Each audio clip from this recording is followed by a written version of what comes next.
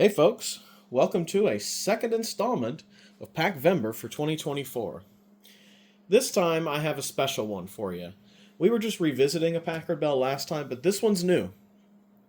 I bought this particular 3x3 Frog Design Era desktop back in April, I think.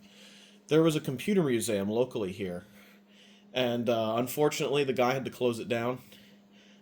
He's still sort of in the middle of trying to find a new place for it to go and sort of taking a break and all that sort of stuff while he figures it out.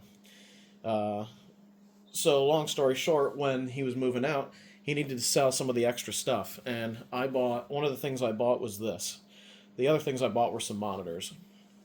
But this is a Packard Bell Force 53 CD, and when I got it, it had a PB450 motherboard in it, which is sort of a late 486 era board with a 486 DX250 in it, and I forget how much RAM. I think it has some onboard RAM, so it was 4 megs on the board, 8 megs, 4 megs on the board, 4 megs on the stick for a total of 8 megs. I think that's what it was, and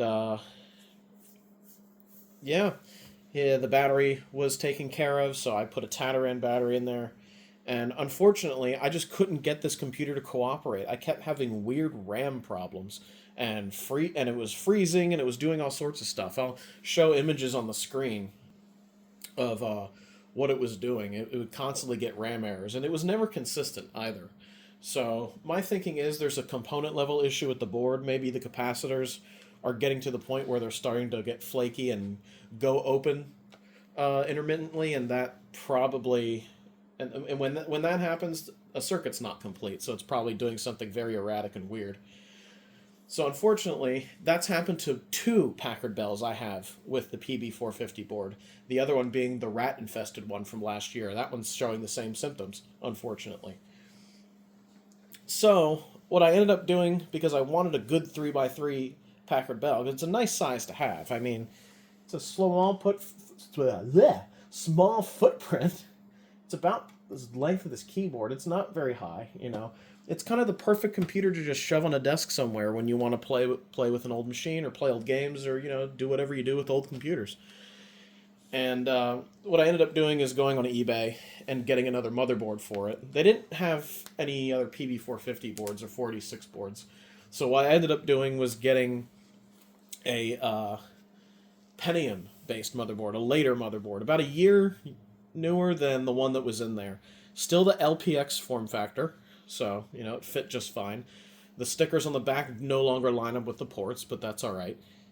It came with a Pentium 100 megahertz non-MMX chip in it. Didn't have any RAM, so I had to scrounge up some RAM, and I did. Needed to get it came with a heatsink, but it didn't have the clip. Luckily, I did find some clips on eBay, and in case you wanted to see one of those. Here it is. It's one of these clips. It's like a Socket 7 era clip. You can use a lot of Socket 7 and 370 hardware all the way back to Socket 5, which is what this system is. And the motherboard I put in there, I believe, is the PB570. It's nicknamed the Hillary board. And I applied a BIOS update to it so that the IDE behaves a little bit better, and now it's really rocking and rolling. And... yeah, so I've nicknamed this one the Franken Bell because I had to replace its motherboard. The other thing that has been replaced is I'm not using the internal hard drive because it was a very small drive, maybe 500 meg. The CD-ROM drive I took out of the rat-infested Packard Bell because I actually used the drive from this machine in the PackMate 966 that we made a video of previously to get master CDs on there. So this is using a similar drive. It's a Panasonic drive still, but it's about a year newer, 95, and it's IDE rather than the Panasonic interface. And there you have it. So I have it set up here. It's a little bit of a mess here at the moment because I've been installing software and messing with the machine. Yeah, that's right. That's right. You're so cool. Anyway, I have this set up here. I've got this small ViewSonic monitor that you've seen before. Man, people and their damn small engines. The speakers are sort of hiding behind the monitor. You can kind of see one there. It's those cyber acoustic speakers I've had since I was a kid. And this is sort of the Packard Bell that I want to use on a regular basis, because it's nice and small. There's still a lot of space on the desk next to it, so I can, do other stuff and make other builds and whatnot. So that is the main story with this particular PC, and I've put a CF card adapter in there in place of the hard drive. I have a few CF cards. The one that's in there right now is Windows 3.1. I have another one here which has Windows 95 on it, this verbatim one. I plan on putting a bigger CF card in here. 2 gigs is kind of small, so I'm working on getting a couple of 8 gig ones. And I'm going to put an 8 gig one in here for the Windows 95 installation. The Windows 3.1 installation can stay on 2 gigs. That's fine. So I think now will be the perfect time to segue into showing the machine working and looking at the BIOS a little bit and things like that. So let's get to it. Turn on the Variac there. Now, I could have used the other Packard Bell monitor, and it probably would have looked great with this, but it's a bit, not only is it a much bigger monitor, but it's got some issues I need to fix. So the ViewSonic kind of fits the bill for today. So let's turn this thing on, shall we?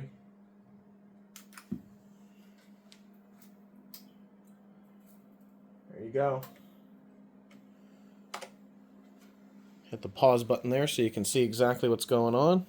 Here we go. You have a 32 megs of RAM, which this is fast page memory. I think it's 60 nanosecond. 100 megahertz Pentium there. It detects the CF card as a CF card. How generic, right? And that is the model of CD-ROM I have, the CR572. It uses a very specific IDE driver that the master CDs will pull up and use. And you'll see that as we start the computer.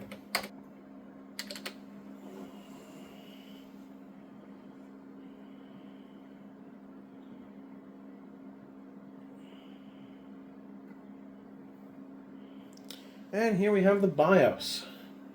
You can see when I'm filming this, it's 3 o'clock on a Saturday. And, yeah, the BIOS, before I updated it, did not detect CD-ROMs like this.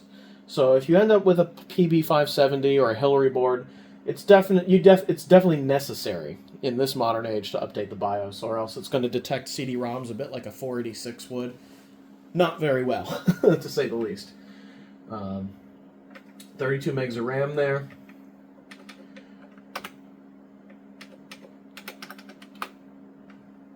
Yeah, you can change the latency timer.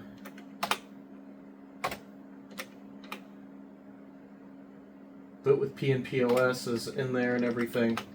It's a pretty decent BIOS. I don't know who OEM'd these boards for Packard Bell. I want to say the Pentium era ones are probably Opti or something. Or perhaps the 46 ones are as well. I'm not sure. I can tell you one thing after changing this board and messing with the 46 ones. The 486 era of Packard Bell is very hit or miss. In the PackMate that we have, it's fine. Like, the board's fine. The two PB450 boards I have are a bit unreliable.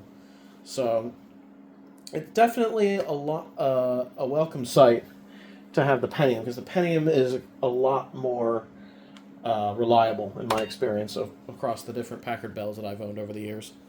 Here we have Windows 3.1.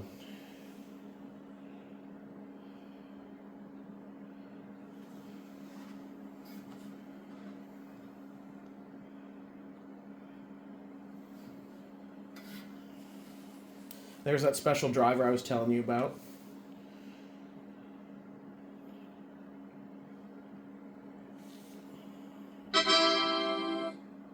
There you go, Windows 3.1.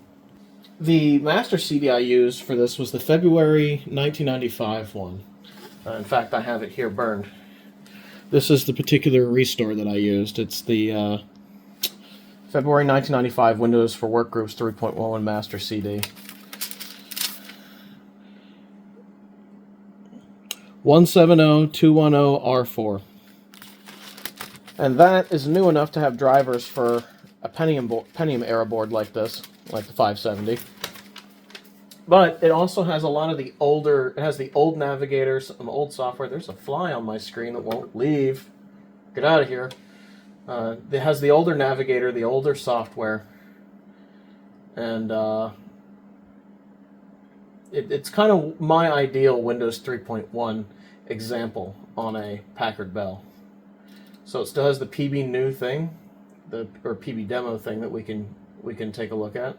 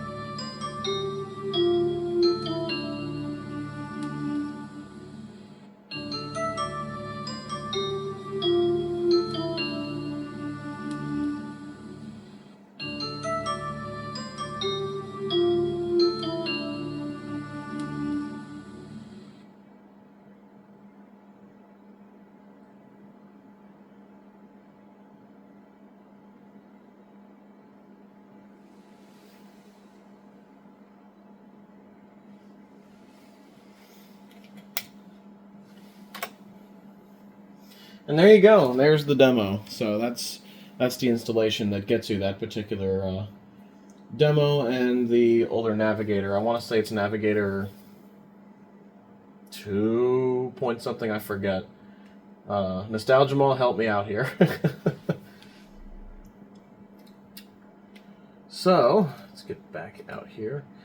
I forgot to mention the sound card in this thing. I put the traditional sort of Packard Bell sound card 16A in here, which is the same thing that I put in the pre-fought Packard Bell in the previous video. So the MIDI sound is basically the same. So let me find a file for us to listen to. classic one, of course, is Mood 2.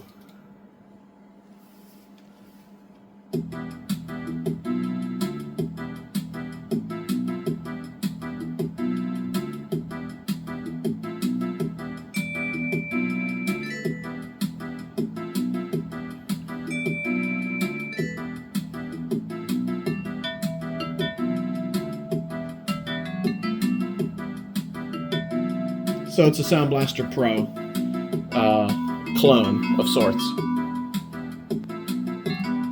Sounds quite good. The other example I like is are some MIDI files that came with a reveal card that used to be in the pre-fought Packard Bell. Groove.mid.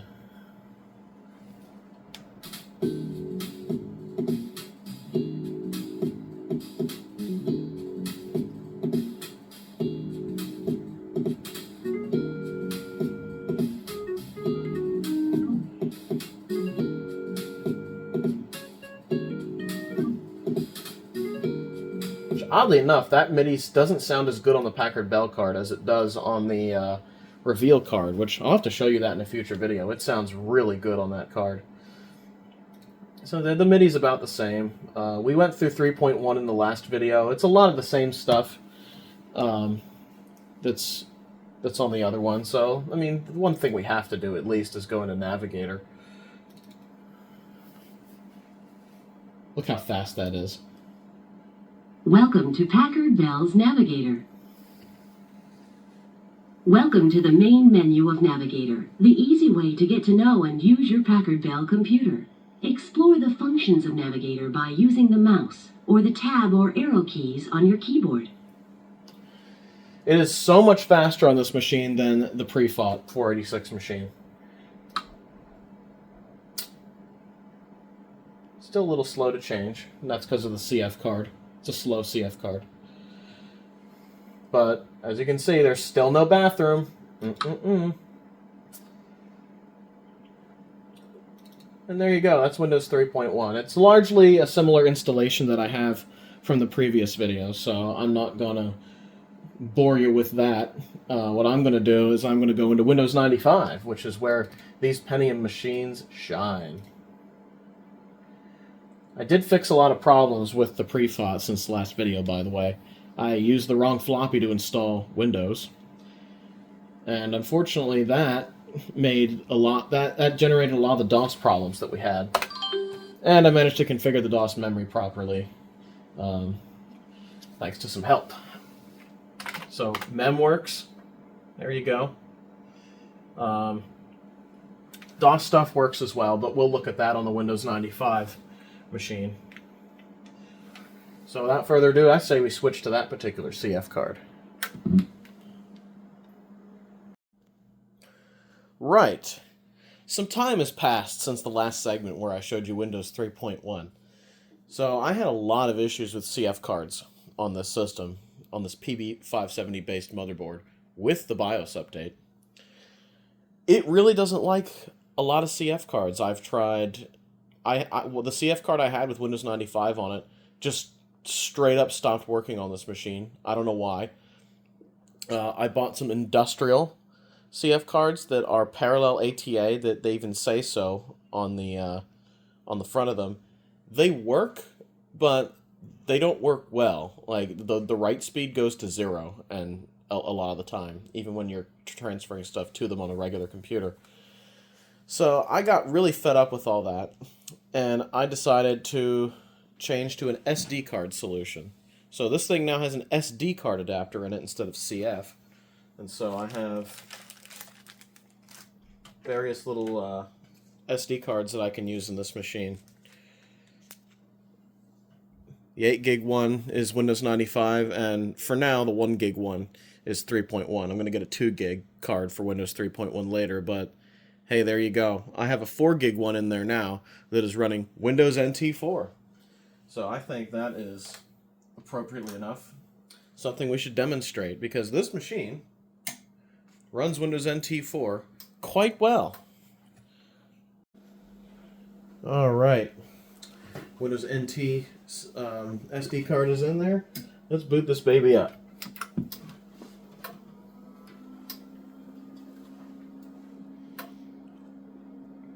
There's the SD card adapter in the BIOS there. Shows up consistently like that no matter what card you're using. Here's Windows NT 4. It is specifically Service Pack 6. I did upgrade it to that.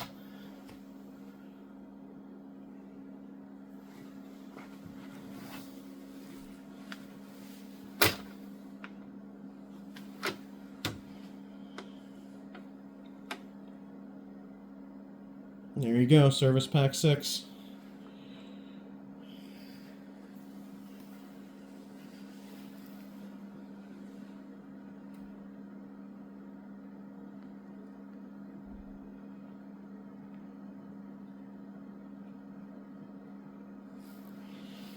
Alright, now we can log in and do our thing. Now this is the best part of Windows NT 4, I think, is the startup sound.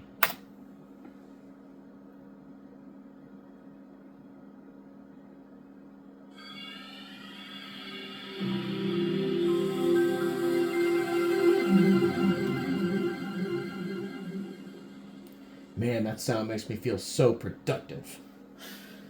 Now, I haven't installed a whole lot of stuff on Windows NT 4 here. I do have Office, so we can indeed feel productive. Office 97 there.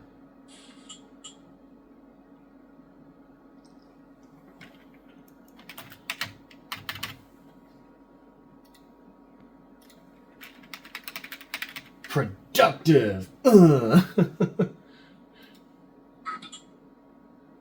That paperclip there. Keeping the business world alive, I see. Now, NT4 is not ideal if you want to game on a machine like this, but for utility purposes, NT4 is fantastic. It's very stable. You might remember a video I did a while back on the Packard Bell Legend 3540 when that was my bridge machine, and it ran NT4 very well. This machine is a similar spec, 32 megs of RAM, 100 megahertz, non-MMX Pentium. It runs it very well. You know, you add a network card to this, and it's a productivity machine. It could almost be part of the NetPC standard, but not really because it's not built in. Now that being said, there are a few games on here. I did manage to get SimCity 2000 on here.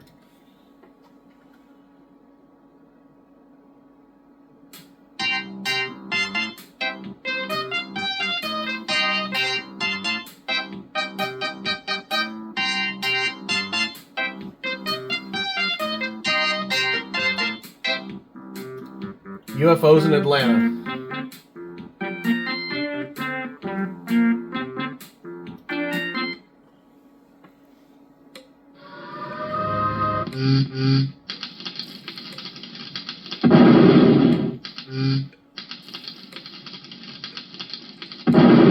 Runs very well. All the MIDI works. Let me just say, if you happen to be in Atlanta in 2049, you might want to get out of there.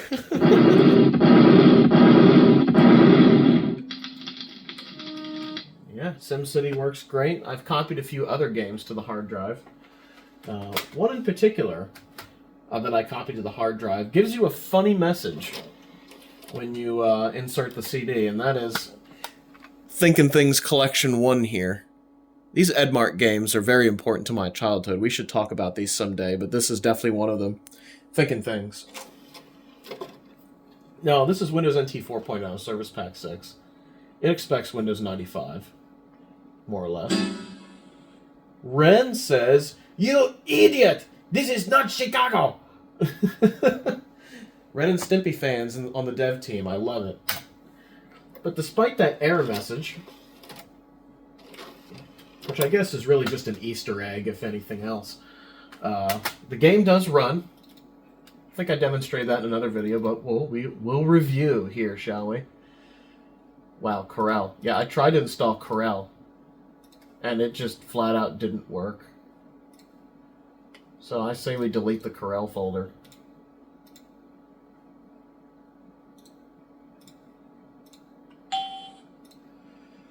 Thinking Things, on the other hand, does work.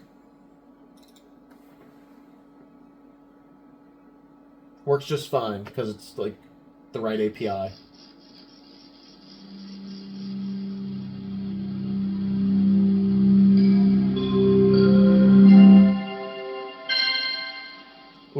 Do you hear how weird that twinkly twinkly star sounded? That is a little glitch with the sound drivers on Windows NT, which we'll talk about, but it doesn't sound quite as crisp as you'd hope it would. But yeah, Windows NT, let's say it was your dad's work computer. Like my dad's work computer at his office ran Windows NT back in the day. In fact, he used to think it stood for the next thing. Well, you could run edutainment software on it, so we could still experience the zen-ness of balls moving across the screen.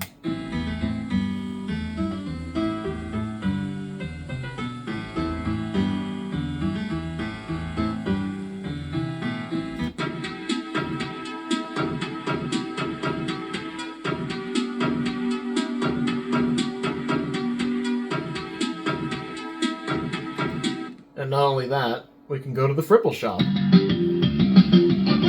Get some Black Friday shopping done. Yes, we have Fripples to meet your every need. 50% off. No money down. Get them now. How simply marvelous. Fripples. I like green and straight hair. Please. Oh, darling, thank you. Ta-ta. Oh, darling. Oh, what is a weekend? Oh my, would you look at all those fripples? I like red and curly hair. Please. Thank you ever so much. Farewell to you, youngin'. Yeah, so you can experience all that as a kid on your dad's work computer. Let's see if the Dear Parents part works. I would imagine it would. It's just little movies. Or not, that's the demo. Where's Dear Parents? Here it is. Oh! That's in its own folder. So all the movies are in there.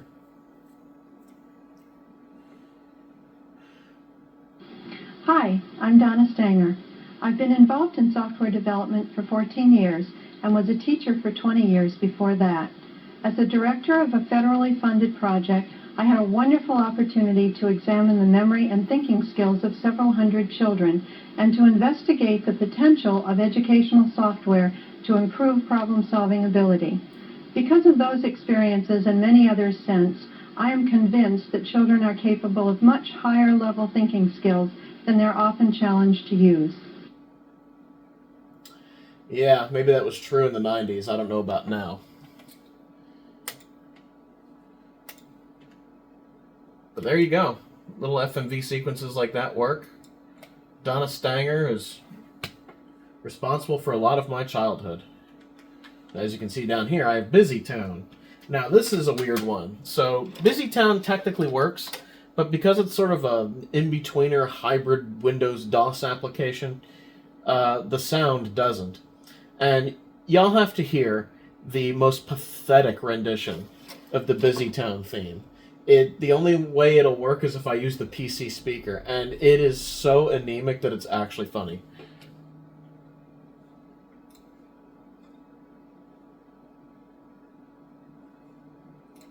Yeah, go away, setup program.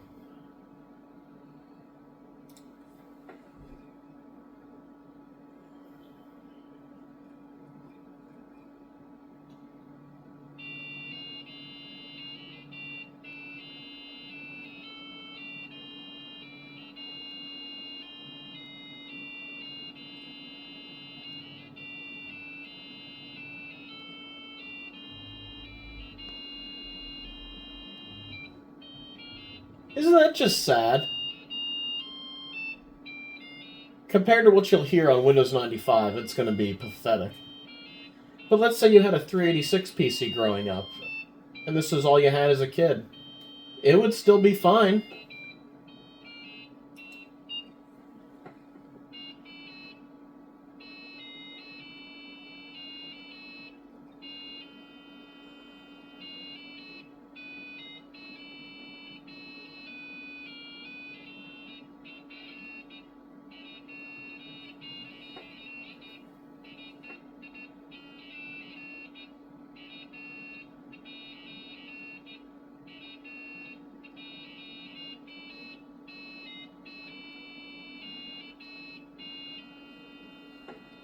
No, I'll put a bandage on it. I mean, this would have been kind of cool in 1988, 89.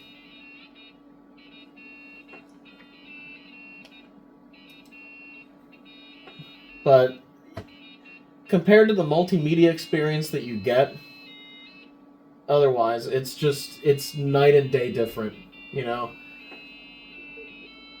The audio needs to be there. You'd have to keep the child engaged to actually learn anything and, you know, internalize how the world works through a busy town. So it technically works, but it's just... the sound is an issue, and that's the main problem with Windows NT in regards to gaming through DOS or anything else, is that the sound just isn't there, because it really can't be configured in quite the same way that it can be on DOS, because it uses the NT kernel. And I do have 3D Ultra Pinball on here. It doesn't work quite right either, and it's a Windows game.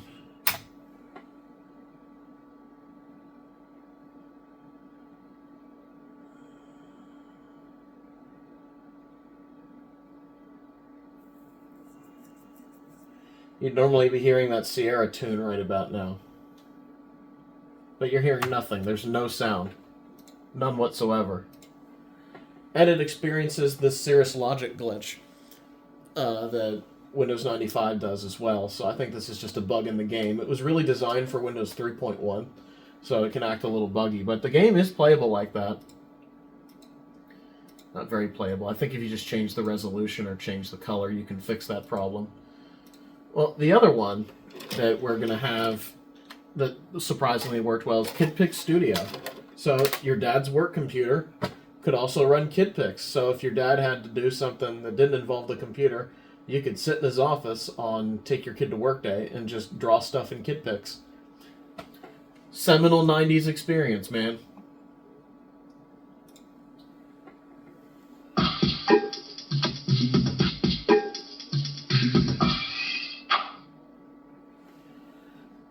Paint a picture.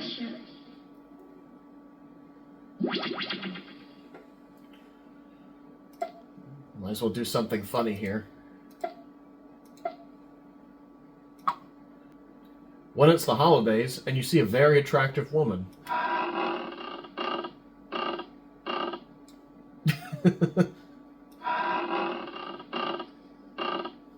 Ho ho!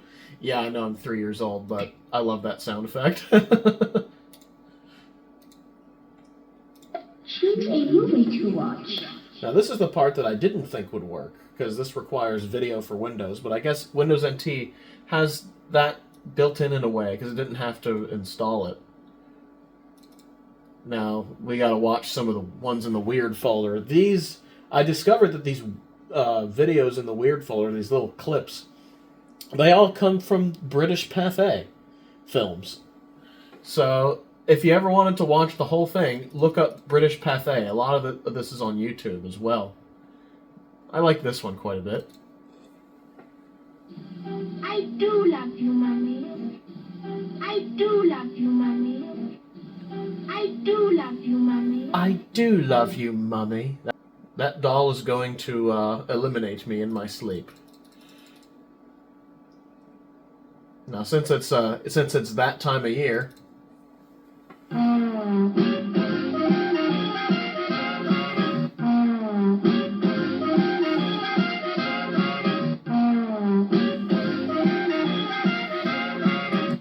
That one's goofy. I like that one.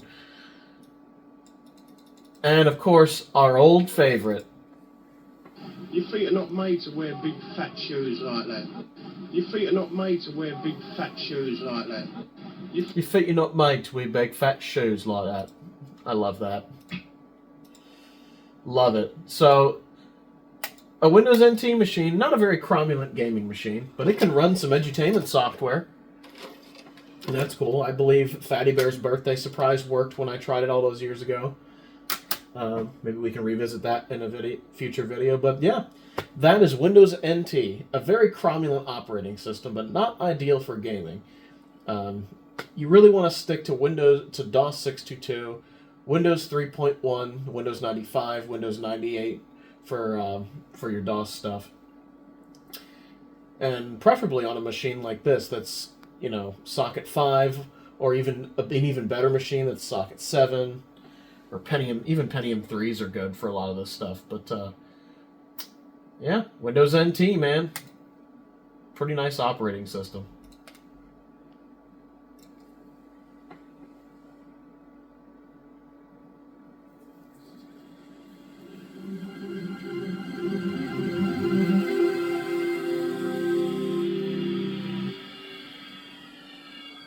Those sounds are the best part of the OS. I mean, Windows NT 4 is a little crude. It's basically Windows NT 3.5.1 with a new interface thrown on top. It doesn't have a device manager. You have to add your sound card in through the multimedia control panel, where you just add a generic driver for the Sound Blaster. It's a little crude, but despite that, it really has its charm.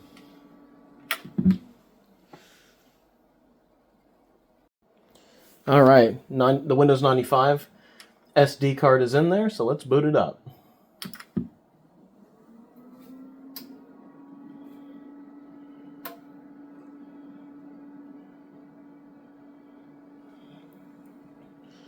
Now, what's nice about the SD card adapter is that it's consistent every time.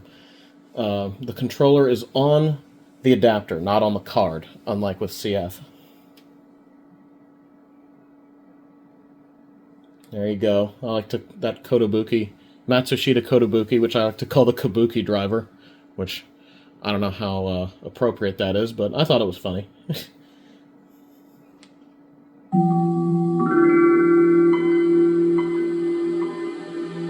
There we are, Windows 95. And I've put Office 95 on here as well, as you can tell by this toolbar, which needs to go away. So why not? Let's do Office 95 here. Let's be productive again. Look how fast that is. Wow.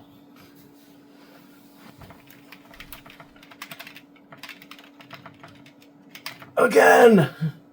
There you have it. But I can be twice as productive on Windows 95 because I can be a lawyer. I have WordPerfect.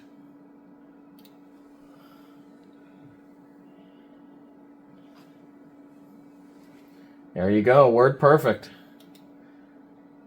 But better yet, I also have Corel presentations. And you know what that means. Time for some gemstones and music.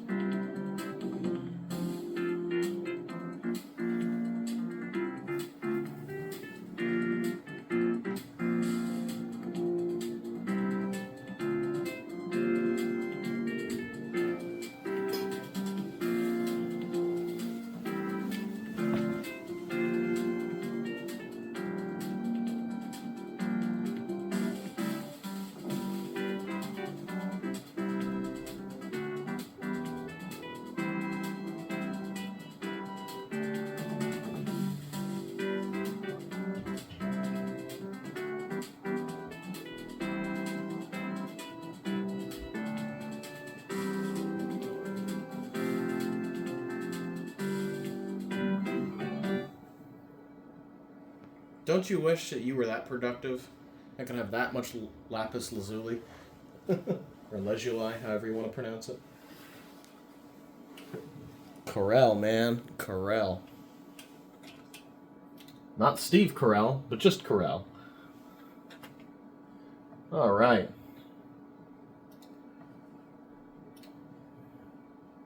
What else can we do on here? Well, SimCity 2000's on here as well. Yukon Trail, we got a lot of stuff on here. So, a game that will work on here is Busy Town. So, since you saw how pathetic it was on Windows NT, you've got to see how much better it is on Windows 95.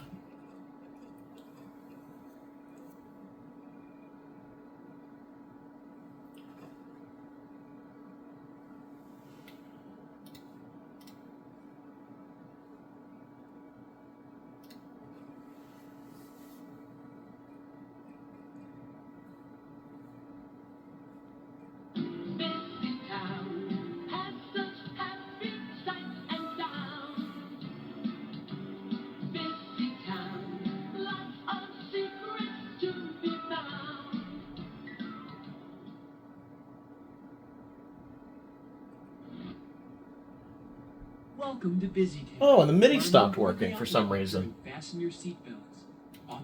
Maybe that isn't better. What happened? Wow.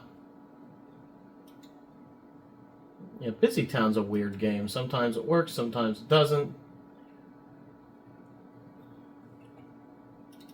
Probably means I need to run the setup again.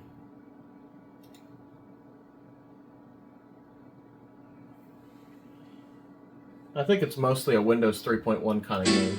Now when this happens, you just hit the uninstall button and that just deletes everything in the directory in a script. And then you reinstall it. There is a DOS version of this, and I would very much like to get the DOS version so this stops happening all the time. In fact, I think I have it on my main computer. I just need to actually put it on this system. This is when I copy everything back. I get this. You want to auto-detect the sound card. If I hit yes on this, it will find an ad-lib. And that's wrong, because it's a Packard Bell sound card, so don't auto-detect it. Let's do Sound Blaster Pro. 220 IRQ5 DMA1, which is what I selected when I installed it, but for some reason it didn't remember.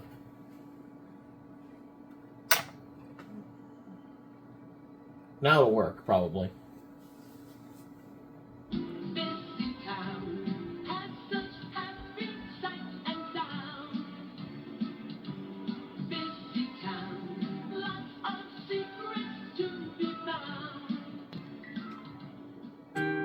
There we go. Welcome to Busy Town. Climb on board the Applecopter and fasten your seatbelts. Off we go. Move the mouse to pick the playground you want to visit, and click in the... I get it, man. I get it. The seesaw. See, everything works now. You have the wave files at the beginning. I don't know if they're wave files or what, but they're it's digital sound. Now we have MIDI. Dr. Diane.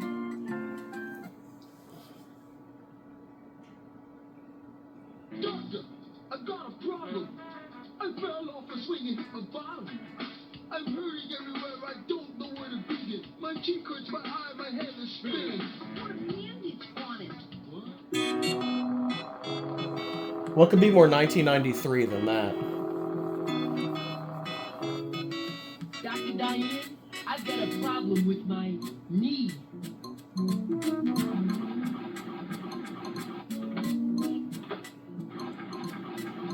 Uh-oh, what have we here? Yikes! Yikes! Yikes! What have we here? Put a bandage on it. I'll put a bandage on it. I love how New York she sounds. Oh, I'm just in the neighborhood. You'll feel much better. Uh-huh, and on my foot. I'll put a bandage on it. So this is all working fine. That will take care of your pain. Well, there's another owie on my stomach. My stomach. Open wide. I'll put a bandage on it. God, this whole part is so 93. It's very New York. It's got that little rap sequence at the beginning. And they missed a trick there. They could have made it even more 1993 and make it wiggity wiggity wiggity whack, you know? I'm all wrapped up. Bye now. I'm all wrapped up.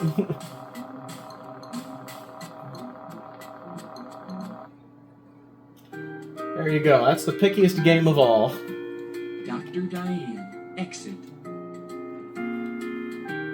Now, the next thing we need to check out is My First Encyclopedia, because it does not run. It runs, well, it does run. It runs better than it did on the pre-FOD, and you will see why. Remember on the pre-FOD how it would have problems with the FMV, thanks to the arrangement of the sound card and the CD-ROM drive. Now, in this computer, This Panasonic drive is, I think it's a quad speed, but it's also IDE. It's not Panasonic interface. It just happens to use the Panasonic IDE driver. So it's not quite the same as what we were dealing with before. Here's what we need to check out. My first encyclopedia. Because this is an FMV sequence game, so we should compare it against the pre-fought 46 Packard Bell. Now, that's nothing against the old Packard Bell. It's just the interface on the sound card wasn't very good for multimedia, ironically enough, even though that was the purpose of the interface being on those sound cards. It's why they used to upgrade machines with those multimedia kits with sound card and CD-ROM. Alright, so now we can go to the Packard, is it Multimedia Applications folder? Here it is. Now, it's going to run perfectly on this machine.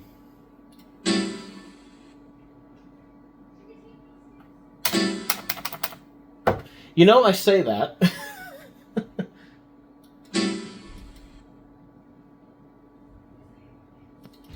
It didn't like that. Okay.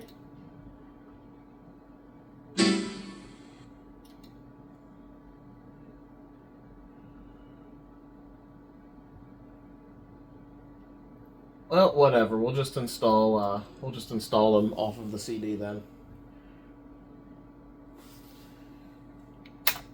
This is worth seeing anyway. Look at these real kids. Yeah, these aren't those fake kids from, 1989. These are real kids from 1994 or something.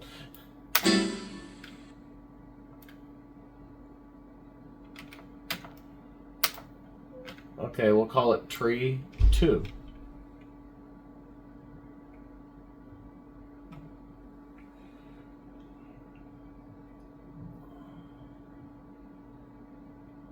Acer.exe? Wait a minute.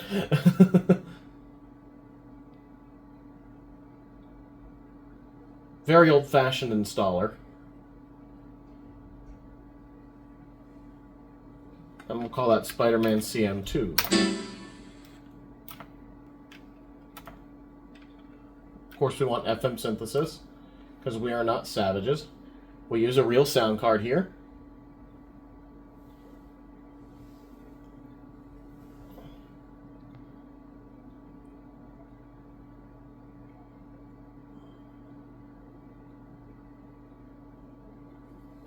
Check this out.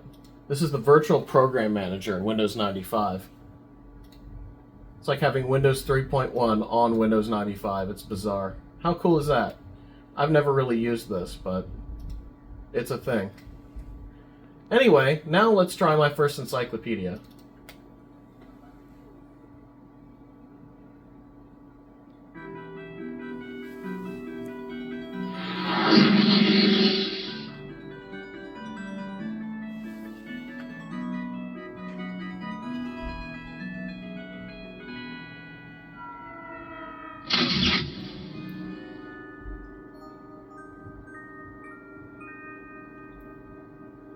What a nice presentation. Now watch how much faster and better this is. And this is on a quad speed CD-ROM as opposed to the double speed. Welcome to my first encyclopedia, a magical place to learn and play. It's a cool place to learn, a place where kids teach kids about things that are important in our world. We're here to tell you everything you need to know about this special tree. Put your hand on the mouse like this. Ready? Yeah, because I totally hold my mouse like this. If you want to climb the tree, just move your cursor up to the top of the screen. If you want to climb down, even all the way under the ground, move your cursor down to the bottom of the screen. Click here to go to a place where you can find all the words in my first encyclopedia. Anytime you have a question, just click your mouse right here. Good guy with the mouse just holding it in his palm like that. That's so weird. Cat. A cat is a furry animal with sharp claws. Many people have pet cats. They meow when they're hungry, and they purr when they're happy. Have you ever heard a cat purring? It sounds like a little motor is running inside its throat. My cat purrs when she's sleeping on my lap. Do you have a cat? I have a cat. Yes, I do have a cat. Dog. This is my dog. He's a good dog, but sometimes he barks a lot. A dog is a furry animal with 4 legs and a wagging tail. A dog has a great sense of smell. In fact, it can smell 200 times better than a person can. That's why dogs are always sniffing. They can smell lots of good things we don't even know are around. All right. Now let's go to the same sequence that just straight up didn't work on the pre-fought Packard Bell. What do we eat? None of your business.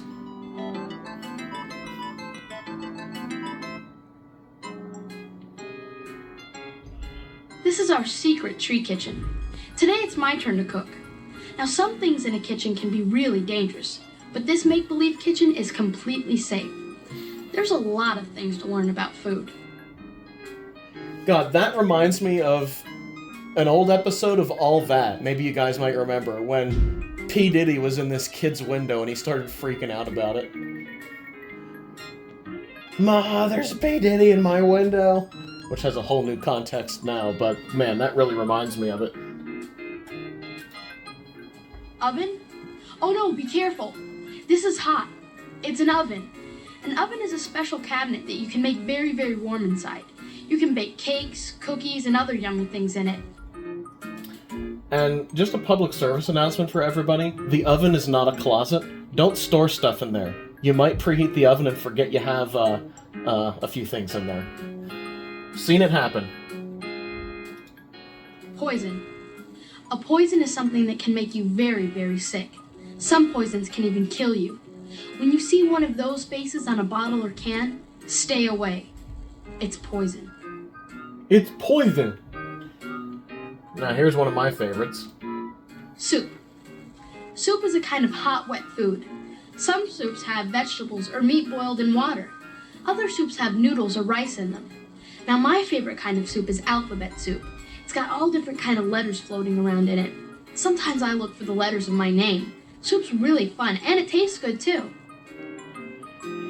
That's all soup is. Meat boiled in water. And I think we should end on something enlightening. Potato. A potato is a vegetable. It grows under the ground on the roots of a potato plant. You have to cook potatoes before you eat them. French fries and baked potatoes are my favorites. Mashed potatoes are really good too. It was just Thanksgiving as I filmed this, so mashed potatoes, man. Now I need to show you guys the most deranged face in this game. How do we get there?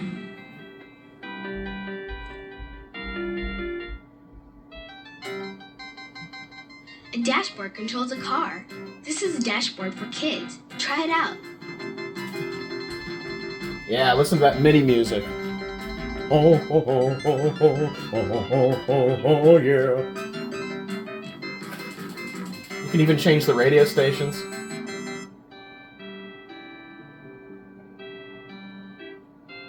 I love this. It's like a dashboard of like a 50 Chevy.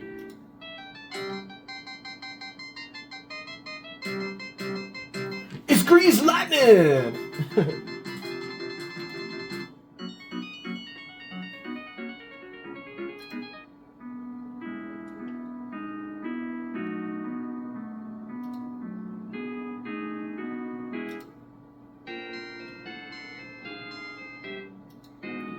Now let me see if I can find that deranged face.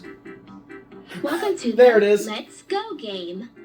Click on any of the vehicles around the outside of the girl and learn more about how we get there. Her face looks deranged. She looks like she's about to drive into a pile of kids or something. What is going on there? Yeah, let's put her in... What would make her look really deranged? A school bus. Bus. Yeah! A bus is something you can ride in from one place to another. It's much bigger than a car, and a lot of people can ride in it at the same time. A bus driver sits in front and drives. I ride to and from school on a school bus. It's bright yellow and very long. Just look at her in that bus. She's just like, I'm taking you short bus kids to school today. Something's wrong with her, man. I think we should end on something funny that the Nostalgia Mall and I discovered while I was down visiting him, ironically enough. Where do we live? We found a funny mannerism in a guy. I love to make things. I build models of all the things I see in the world, like buildings and houses. Where do you live? I bet you can find it here. Here we are. Mirror. A mirror is a piece of glass that you can see yourself in.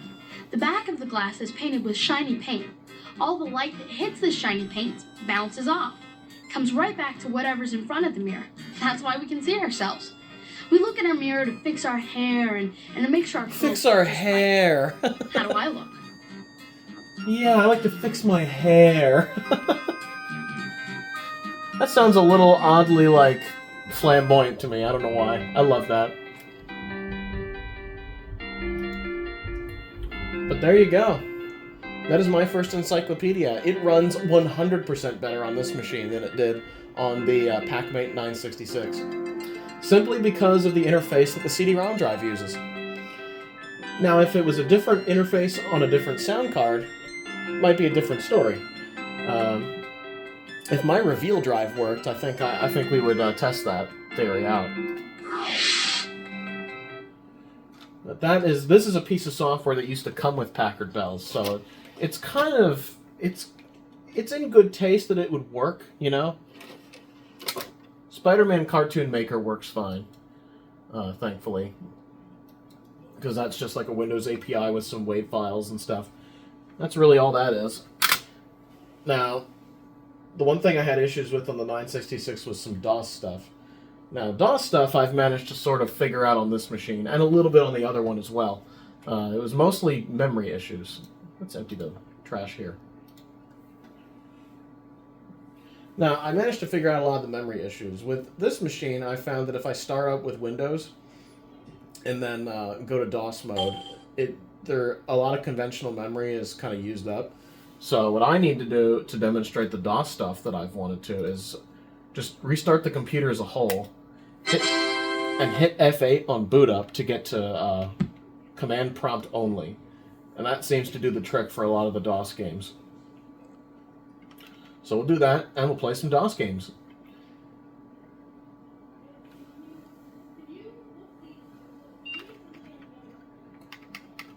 Here you go. You want the startup menu, and you want to go to command prompt only. There's the Kabuki driver.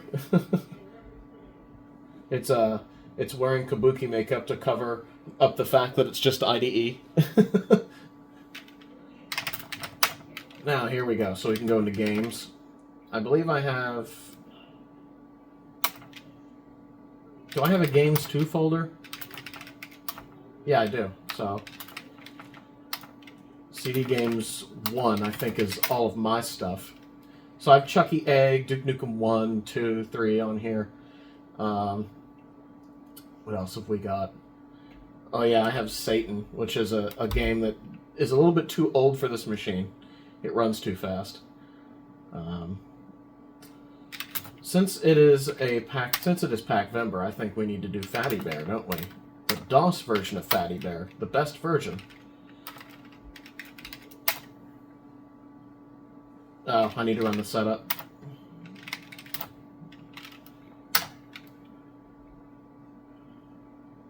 We suggest using a sound card or an add-on sound device.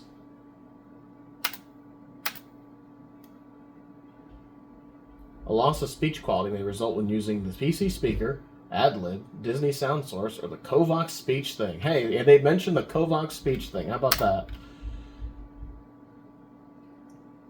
We don't recommend running this on Windows unless you're using a Sound Blaster, Sound Blaster Pro, or other supported cards that use DMA. So yeah, this is a game that needs DMA. So we'll go to Sound Blaster Pro.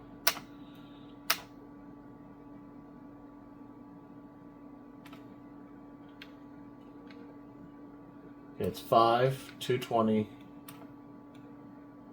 And that should work. Let's see if it works.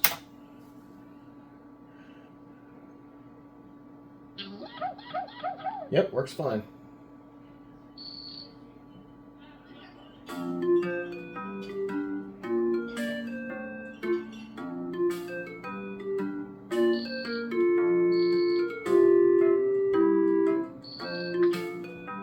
Good night, Kayla.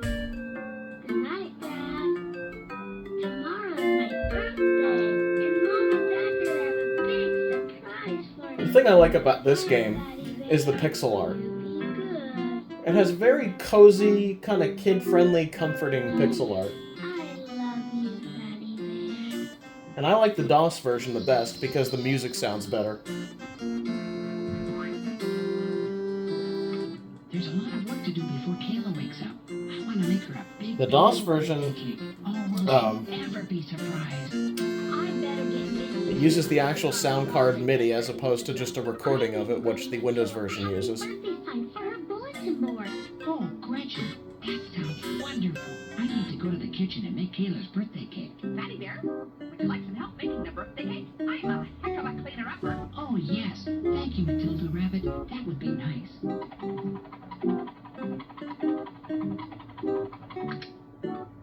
And it runs on the SCUM engine like a lot of these early games did. DOS version has this colorful mouse pointer. Hey, that tickles! Who do you think you are, the tickle monster? There's Bullwinkle. Watch it. Hey, what you Winkle Toes? Hurry, hurry, all of you! There's so very, very much to do. There you go. Now the DOS version does have that quirk where you can hold down Alt, and it speeds everything up. And you hit Alt-Q to quit. DOS version of a lot of these games is really good. Same with like Putt-Putt and other kids games that are like this. They all run really well. Now the ultimate test is Duke Nukem 2, so this will test and see your Sound Blaster compatibility, much like Busytown will.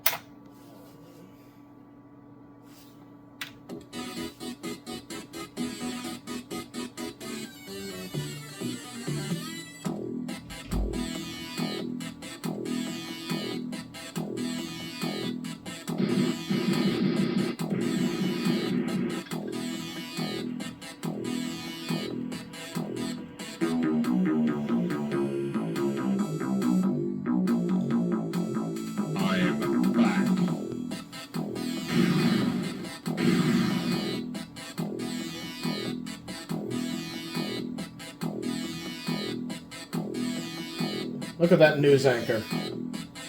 Why I'm so great.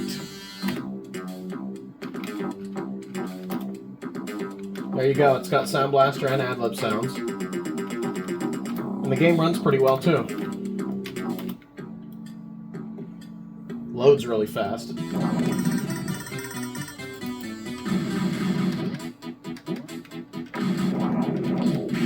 I'm not very good at this game because I haven't played it much, but it's a cool game.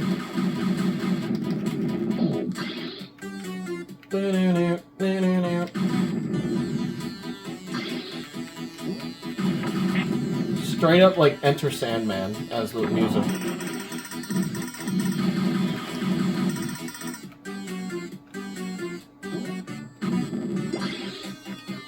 There you go. These Pentium 100 machines are absolutely great for these Pentium 100 machines are really good for DOS gaming. They're almost ideal. It might be better to do some on the Socket 7 platform, but I think Pentium should be enough for most things. Like Duke Nukem 3D is pretty demanding. Descent is pretty demanding, and those both work.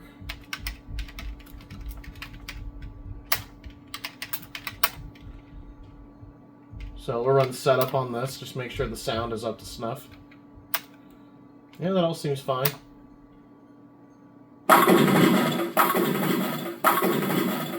One thing I've noticed is that the sound card doesn't do stereo. It's just all mono. Yeah, it's Black Friday. Yeah, that all works just fine. So Duke Nukem should be like 100% okay on a machine like this.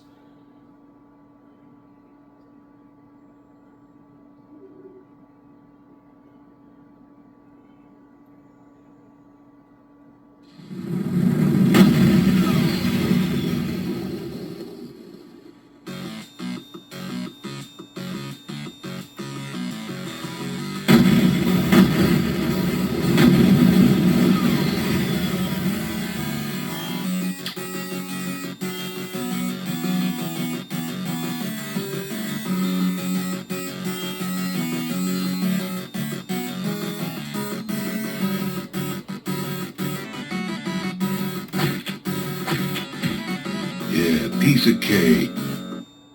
Dang, those alien bastards would have paid for shooting up my ride. Look how smooth this is, man. It's very smooth. Whoops. Ah.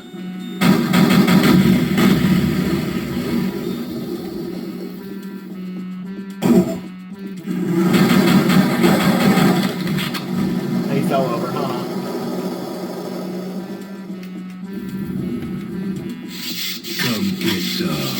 Yeah, come get some. Time to splatter you on the wall, baby. Blow it out your ass. Yeah, blow it out your ass. Yeah, a game like Duke Nukem runs extremely well on a machine of this era. Runs great. Non-MMX Pentiums are kind of the sweet spot for DOS gaming, I think. I'd say you should either choose a Pentium machine or maybe a Socket 7 machine of some description, like an AMD K6-2 or K6-1. You know, something along those lines. Super Socket 7's a really good platform, but Socket 5, like this, is also a great platform. Now, what else can I show you that... Games 2 had a lot of the games that were a little bit weird about running. Zargon is definitely one of them.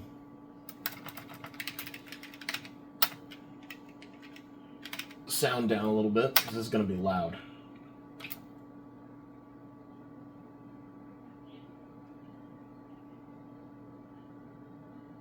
Well, it's going to try, I guess. Hello? Uh-oh, the machine froze. Oh no, the machine froze. Alright, so it's quirky. Zargon's one of those games that's a little quirky, so I'm going to hit the reset button on the Packard Bell here. And we'll just reboot and go back into it. This computer can be a little quirky, just because of the top motherboard. The PB570 is a pretty good motherboard, but I find that the PB640 is probably the best motherboard that Packard Bell ever used in their computers. I haven't got to mess around with the MMX Pentium board variants, like what's in the Platinum one. I forget what number that is, maybe 840, 830, something like that. I can't quite remember, but it's an 800 series motherboard. Let's see if I can get Zargon to run now.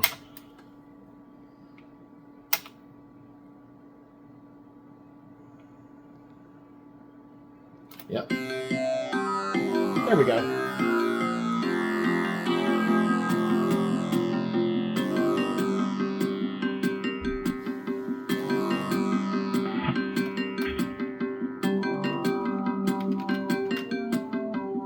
Kind of a cousin to Joe the Jungle here.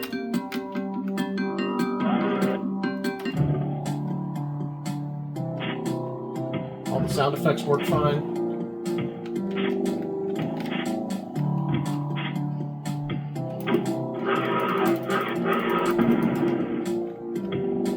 This game can be a little hard to run properly on some machines. Sound effects are pretty cool, though.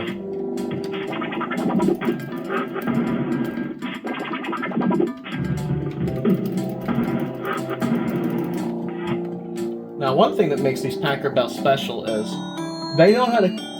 Their OEM installs had DOS configured very well. And all they did was basically turn off EMS as far as memory is concerned.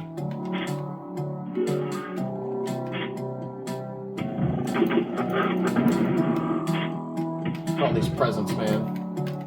It's Christmas already.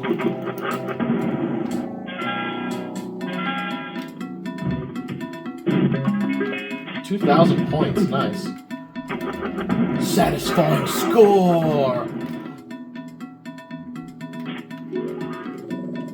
Oh, the exit's up there. Just beat the first level, huh?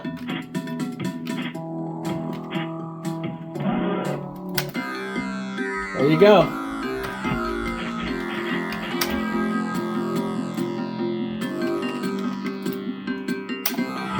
Yeah, Nostalgia Mole beat me. Billy beat me, man. He's played this game a lot more than I have, clearly. But that's a game that's a little bit quirky, that's hard to run on some machines. So let's go to, let's see, one of my favorites. Now, Tyrion runs much faster on this computer than it did on the pre-fought, as you'll see in a second, and that's like a really fast-paced shooter. But it has incredible music. A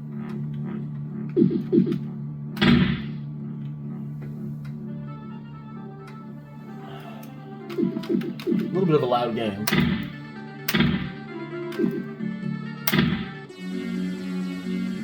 Listen to that. Oh. Good luck. This is my favorite DOS game at the moment.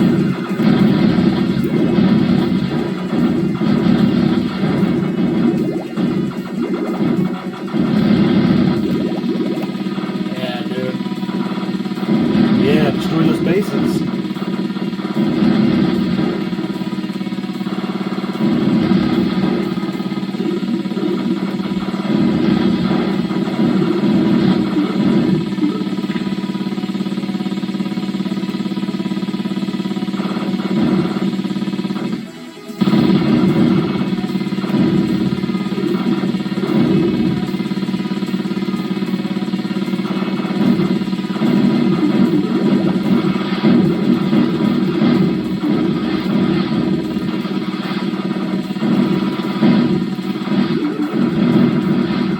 Spread shot. Give me that spread shot.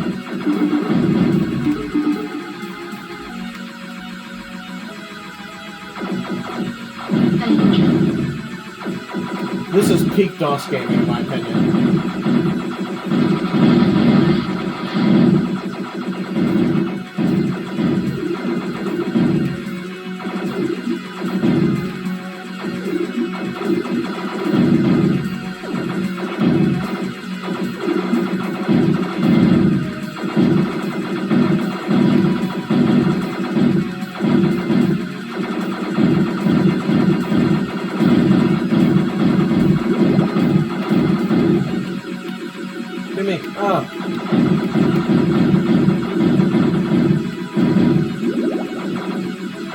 Oh yeah, upgrades.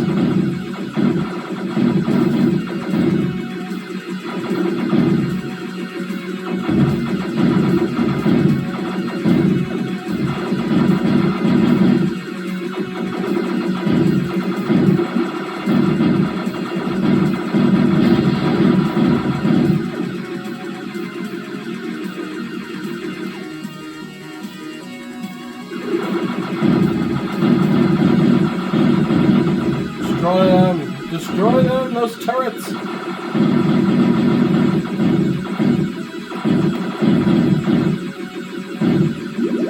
Oh, look at that shot. Cleared enemy platform. Warning, spike ahead. Oh, these damn spikes. I hate these things. Bloody spikes. Enemies ahead. This is getting fast. You can see how much faster and better this is on the Pentium machine than on the 486. I think the 486 is fun for nostalgia's sake, but not necessarily for actual use in gaming. Oh, we got a boss.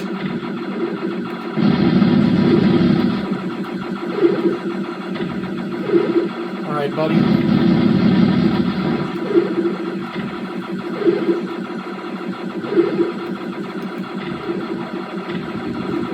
Oh, blow him up. Blow him up.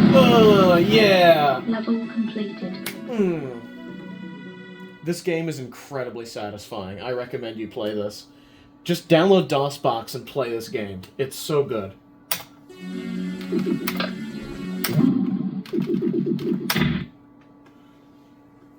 There you go. I had to play a game of that. Hey, it's in the Potomac in Maryland. Nice. It's Epic Games there. Back when Epic was good. Remember that?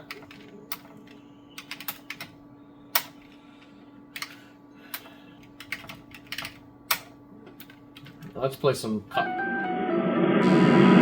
Roads. Sound effects work, at least at the beginning. And the music works.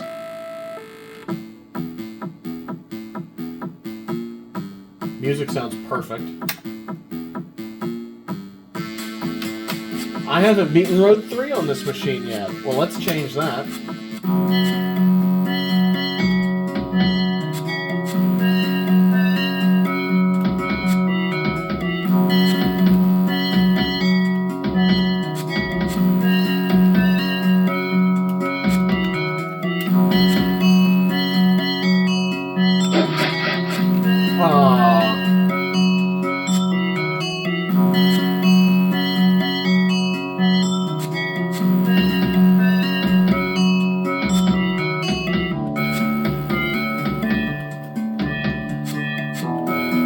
Runs very well on this machine, as you can see.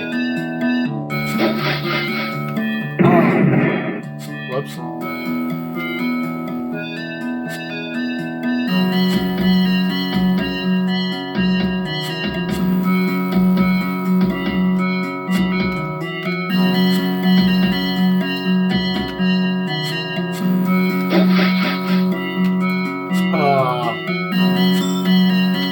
I'm losing my touch, man.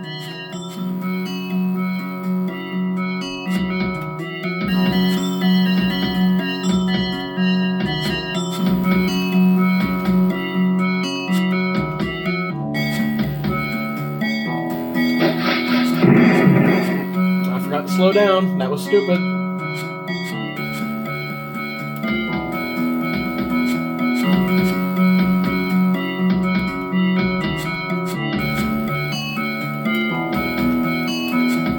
Slow down right after that jump. There we go. There we go. Yeah. That was satisfying. Nice.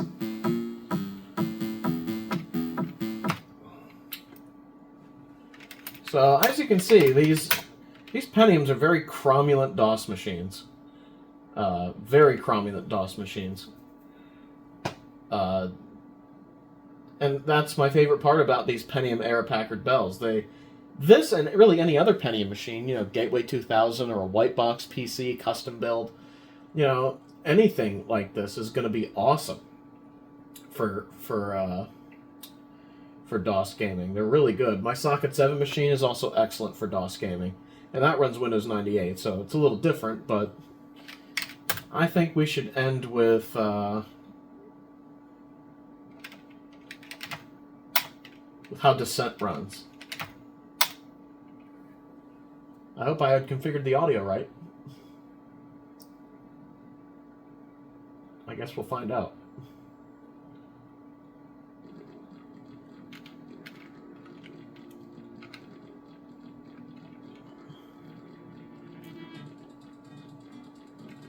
Blech.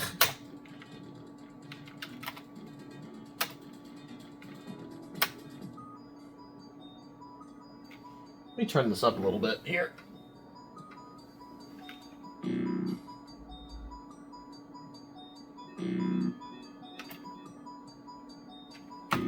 off of a few people. Yeah. Wow, the textures don't load in that well on this one either.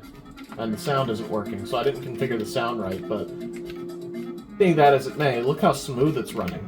It is really smooth, butter smooth. This is when 60 FPS was a luxury, man. Yeah, there you go. I need to configure the sound on this, but that's a good demonstration of just how good these Pentium machines are. Well, there you go. This has been Packvember 2024. And this is my Franken Bell with which originally had a PB5 or PB450 board in it. It was upgraded to a PB570, which is the same motherboard that was in Packard Bells, such as the 406 CD, the 822 CDT, and a few others. Since this is the 3x3 case, I would venture to say that this is most akin to what a 406 CD would have been like. And you know what? This computer really stressed me out. There was a lot going on with it that wasn't working. From bad motherboard to CF card problems to CD-ROM issues and whatnot. But it all worked out in the end. Now it's a very cromulent machine. And with the SD card solution, it's unstoppable. I do still have a physical hard drive in there that came with the machine when I bought it. It was a 500 meg something, 400 or 500 meg drive that was, for the 486. But yeah, I left the drive in there just in case I want to experience a real hard drive again.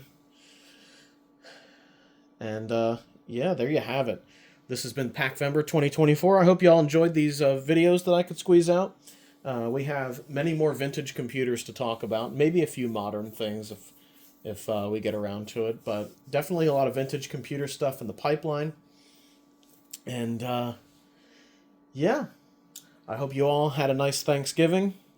Have get your good deals on Black Friday and Cyber Monday, and I will be back for more later. If you want to reach me in social media, links are down below. If you want to join our Discord chat, those links are down. That link is down below as well. And for now, have a good one, everybody. Ciao.